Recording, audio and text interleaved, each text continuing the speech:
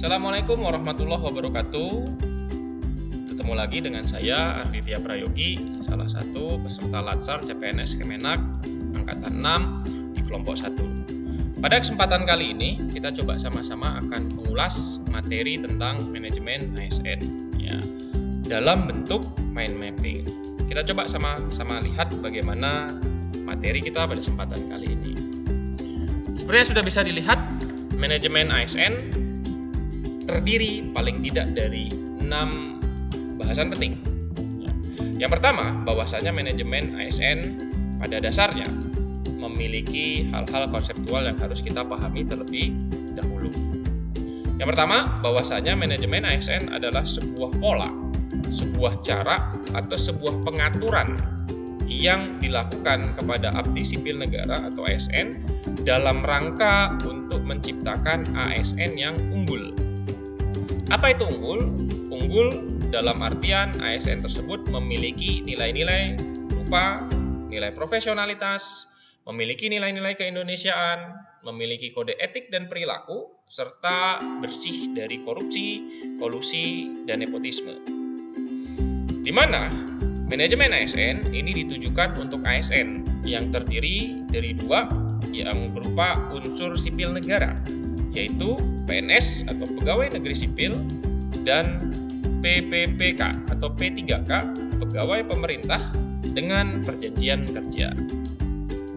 Di dalam manajemen ASN mengatur pula tentang peran dan tugas ASN, di mana peran ASN ini terdiri dari 3 hal, yaitu sebagai pelaksana kebijakan publik, pelayan publik, perekat dan pemersatu bangsa, serta memiliki tugas yang juga terdiri dari 3 hal, yaitu melaksanakan kebijakan sesuai dengan undang-undang yang berlaku, memberikan pelayanan publik, serta menguatkan negara kesatuan Republik Indonesia.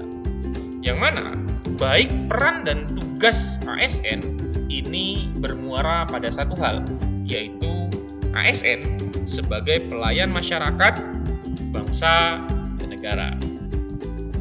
Hal yang ketiga yang juga diulas dalam manajemen ASN itu adalah adanya hak dan kewajiban yang dimiliki oleh ASN.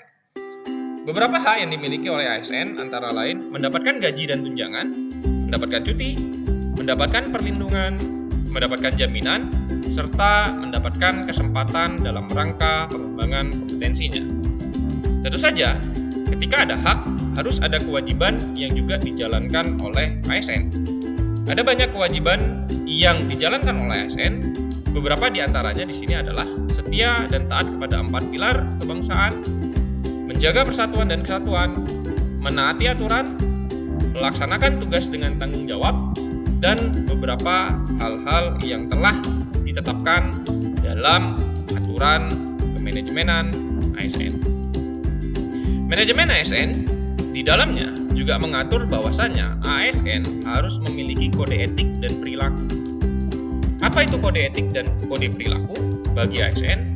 Kode etik dan kode perilaku bagi ASN ini adalah sebuah pedoman, sebuah panduan ataupun dapat menjadi standar tentang bagaimana seharusnya ASN bersikap. Terutama sekali bagaimana ASN menjalankan sikap perilaku di dalam lingkungan kerjanya. Yang mana dengan adanya kode etik dan perilaku, maka kemudian akan memunculkan pula apa yang kita sebut sebagai etika birokrasi. Adanya kode etik perilaku, dan kemudian adanya etika birokrasi, pada akhirnya akan memunculkan apa yang kita sebut sebagai maximum service excellence, di mana seorang PNS yang menjalankan kode etik dan perilaku diharapkan dapat menjalankan perannya sebagai pelayan masyarakat dengan baik atau service excellent. Yang terpenting dalam manajemen ASN juga di dalamnya mengatur hal yang kelima, yaitu adanya sistem merit atau dalam bahasa lain ini adalah sistem penghargaan.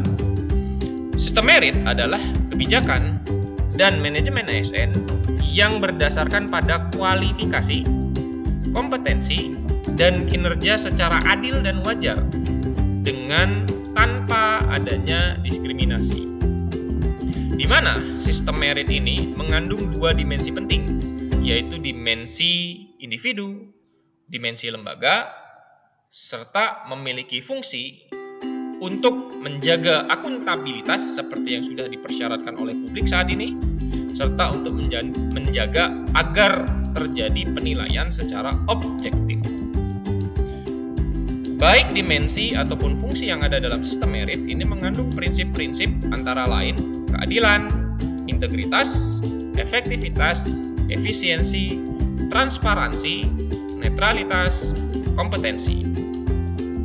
Semua prinsip yang terkandung di dalam sistem merit dalam kaitannya tentang pelaksanaannya untuk saat ini bisa kita lihat dalam bentuk pelaksanaan seleksi CPNS yang menggunakan metode Computer Assistant Test atau CAT, di mana pelaksanaan CAT jika kita cermati telah memenuhi prinsip-prinsip yang dipersyaratkan dalam sistem merit yang ada di dalam manajemen ASN sesuai dengan prinsip-prinsip yang tadi sudah disampaikan, yaitu keadilan, integritas, efektivitas, efisiensi, transparansi, dan netralitas, serta kompetensi.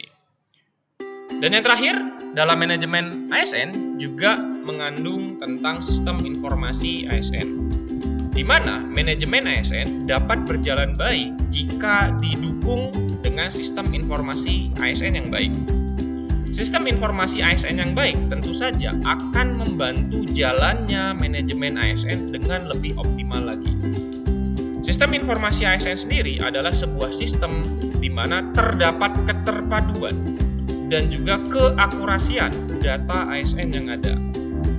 Di mana di dalam sistem informasi ASN, informasi yang ada di dalamnya disusun secara sistematis dan juga terintegrasi.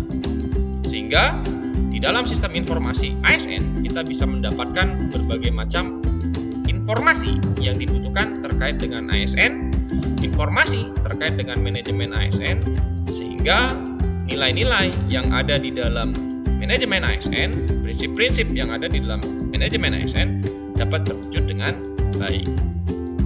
Dan yang terakhir, bahwasanya bentuk aktualisasi atau bentuk bagaimana kita bisa mewujudkan manajemen ASN dengan baik, salah satu contohnya adalah dengan adanya organisasi Korpri atau Korps Pegawai Republik Indonesia, di mana lembaga Korpri adalah lembaga yang dapat mewadahi para ASN agar dapat menjalankan manajemen ASN dengan baik. Di mana kemudian terkait dengan seperti misalnya peran dan tugas, hak dan kewajiban, bagaimana melihat kode etik dan perilaku, bagaimana kemudian penilaian dalam sistem merit bisa dilakukan, maka kemudian Korpri menjadi salah satu cara agar ASN dapat menjaga nilai-nilai manajemen ASN, di mana ASN dapat mengaktualisasikannya dengan baik. Sehingga dalam hal ini terdapat keterkaitan erat antara manajemen ASN dengan aktualisasi manajemen ASN berupa keterlibatannya di dalam lembaga Korpri. Demikian hal-hal yang dapat disampaikan terkait dengan manajemen ASN. Terima kasih. Kita bertemu lagi di lain kesempatan. Assalamualaikum warahmatullahi wabarakatuh.